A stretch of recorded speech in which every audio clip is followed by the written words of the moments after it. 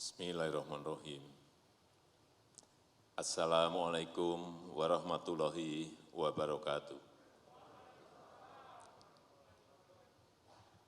Selamat siang, salam sejahtera bagi kita semuanya. Om Swastiastu, Namo Buddhaya, salam kebajikan. Yang saya hormati Ketua Umum Partai Nasdem, kakanda saya, abang saya,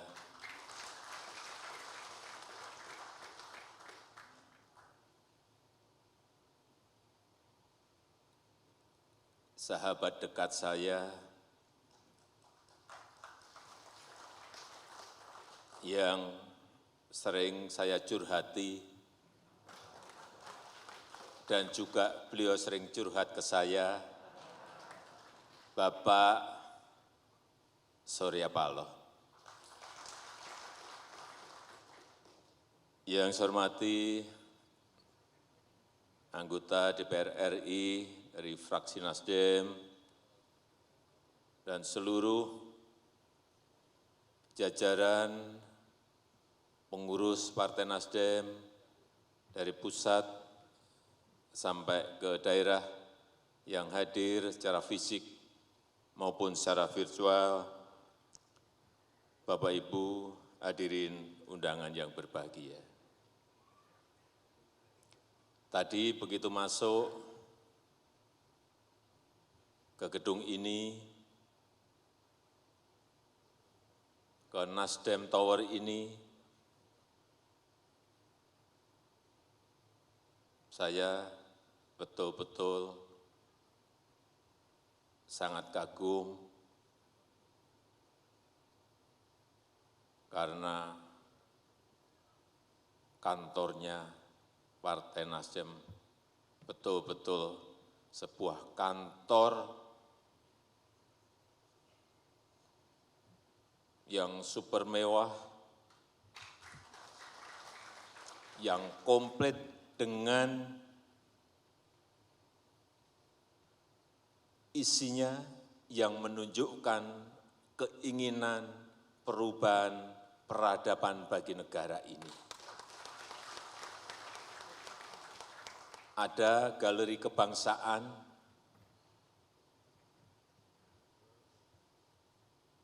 tadi ditunjukkan pada saya 2 lantai, ada ruang perpustakaan yang berisi buku-buku pergerakan politik dan yang lain-lainnya yang begitu sangat komplit. Ada war room yang siap menyajikan data apapun,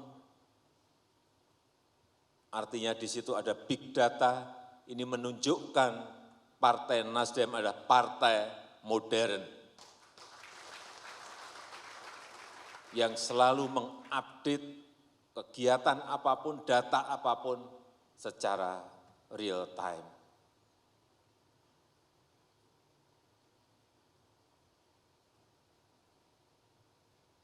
Mungkin tadi saya bisik-bisik kepada abang saya, ini kantor Nasdem ini kalau dibandingkan dengan kantor Partai Republik di Amerika, atau kantor Partai Demokrat di Amerika, atau kantor Partai PKC di Tiongkok, mungkin jauh lebih baik kantornya Partai Nasdem. Mungkin, karena saya belum pernah ke sana. Karena betul-betul saya nggak bisa ngomong, betul nggak bisa ngomong. Betul-betul sebuah kantor yang begitu sangat komplitnya. Tinggal sekarang ini adalah bagaimana mengisi, memaknai kantor ini dengan kerja-kerja lapangan yang lebih masif dan lebih intensif.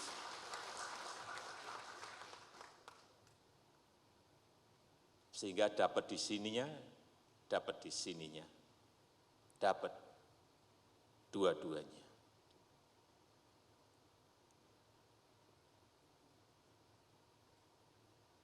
Saya meyakini dengan kantor yang begitu sangat komplit seperti yang dimiliki Partai Nasdem sekarang ini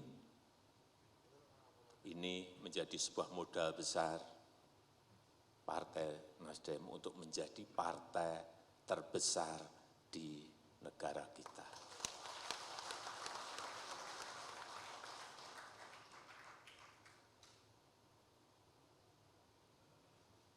Kantor baru, tapi saya juga ingin bercerita mengenai ibu kota baru. Bang Surya dan Partai Nasdem memiliki kantor baru, saya juga ada ibu kota baru. Ini bukan apa-apa. Banyak memang sebuah transformasi besar, sebuah perubahan besar, sebuah gagasan besar, pasti ada pro dan kontra. Ada yang setuju, ada yang tidak setuju. Tetapi dalam sistem politik kita jelas bahwa undang-undangnya sudah disetujui oleh DPR dan disetujui oleh 8 fraksi dari 9 fraksi yang ada. Artinya, secara hukum politik sudah selesai. Jadi kalau sudah seperti itu mestinya tidak dipertentangkan lagi, mestinya. Tapi saya ingin menyampaikan kenapa sih ibu kota ini harus pindah. Negara kita ini negara besar. Kita memiliki 17.000 pulau, 514 kabupaten dan kota, 34 provinsi. Kalau kita lihat populasi itu 56% itu ada di Jawa. 56%, 156 juta penduduk Indonesia ada di Jawa. Padahal kita memiliki 17.000 pulau. PDB kita 58% ada juga di Pulau Jawa. Dan lebih spesifik lagi adalah Jakarta. Sehingga magnet dari seluruh pulau itu ke sini. Magnet dari seluruh kota itu semua ke Jakarta. Yang terjadi apa ada? Yang terjadi adalah ketimpangan perputaran ekonomi antara Jawa dan luar Jawa. Yang terjadi adalah ketimpangan antar wilayah. Yang terjadi adalah ketimpangan infrastruktur antara Jawa dan luar Jawa. Inilah kenapa juga bahwa kepindahan ibu kota ini sudah digagas sejak lama. Tahun 57, Bung Karno pernah memiliki keinginan untuk memindahkan dari Jakarta ke Palangkaraya. Tetapi terhambat karena ada pergolakan politik, sehingga gagasan itu tidak terlanjutkan. Pak Harto juga memiliki gagasan yang sama untuk memindahkan ibu kota, tapi bergeser sedikit ke Jonggol di Jawa Barat. Sehingga kajian-kajian itu sudah ada sebelumnya. Sekali lagi, perpindahan ini adalah untuk pemerataan. Baik pemerataan infrastruktur, pemerataan ekonomi, dan juga keadilan sosial. Yang kita gagas di ibu kota baru ini adalah yang pertama, 70% areanya adalah harus menjadi area hijau, harus itu. Kemudian yang kedua, 80% kendaraan yang ada atau perputaran mobilitas dari satu tempat ke tempat lain, mobilitas orang itu didukung oleh 80% transportasi publik. Jadi bukan mobil pribadi. Kemudian juga 80% lebih nanti akan menggunakan energi hijau, yaitu dari hydropower yang ingin kita bangun di Sungai Kayan di Kalimantan Utara. Sehingga di Ibu Kota Baru dari satu titik ke titik yang lain itu diperkirakan oleh city planner-nya memakan waktu 10 menit. Jadi ini 10-minute city. Dari sini ke sini, dari sini ke sini, semuanya 10 menit. Dan kita akan memberikan prioritas kepada yang pertama adalah pejalan kaki. Orientasinya ke sana. Yang kedua, yang naik sepeda. Yang ketiga, yang transportasi umum. Jadi yang pertama itu yang senang pejalan kaki itu silahkan pindah ke Ibu Kota Baru. Yang senang bersepeda juga, yang ingin sehat itu juga pindahlah ke Ibu Kota Baru. Kalau yang senang naik mobil, apalagi mobilnya pakai BBM fosil, jangan pindah ke Ibu Kota Baru. Dan konsep besarnya adalah Smart Forest City.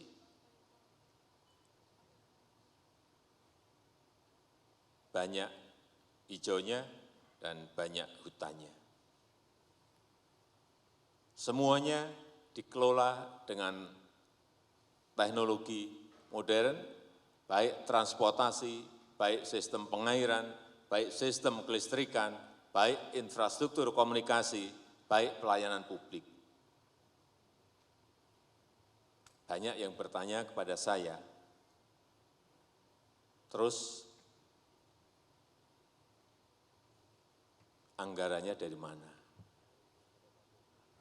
Untuk kawasan inti yang di situ ada istana dan gedung-gedung kementerian, memang itu semuanya dari APBN.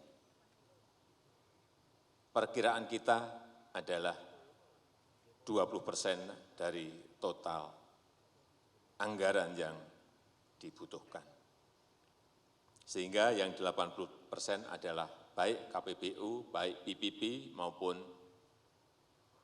dari investasi langsung oleh investor.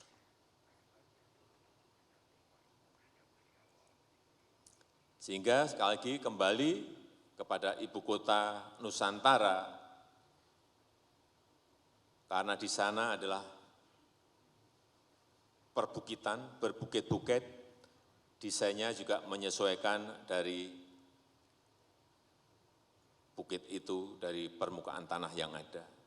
Kemudian area tepian air juga akan dibuat senatural mungkin. Dan ekosistem hutan yang ada sekarang ini, ada beberapa yang sudah rusak, justru akan kita rehabilitasi atau kita perbaiki. Jangan sampai ada sebuah anggapan bahwa kita ke sana untuk merusak hutan. Yang kita pakai ini 256.000 hektar,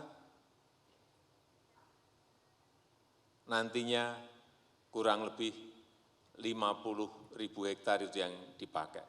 Sisanya yang 200.000 adalah memang akan dibiarkan sebagai hutan hijau yang jelek akan kita perbaiki, yang tidak baik akan kita perbaiki. Dan yang kita bangun pertama di sana adalah nursery, tempat persemaian, pembibitan pohon, yang produksinya setahun kurang lebih 20 juta bibit atau benih. Nanti yang akan menjelaskan lebih detail adalah Bu Siti Nurbaya yang saat ini juga sudah tadi bisikin ke saya, Pak, nursery-nya hampir selesai. Artinya apa yang kita kedepankan memang sebuah kota yang sangat ramah lingkungan. Saya rasa itu yang bisa saya sampaikan pada kesempatan yang baik ini. Dan dengan mengucap Bismillahirrahmanirrahim, pada siang hari ini saya resmikan Nasdem Tower, kantor Dewan Pimpinan Pusat Partai Nasdem. Terima kasih. Wassalamualaikum warahmatullahi wabarakatuh.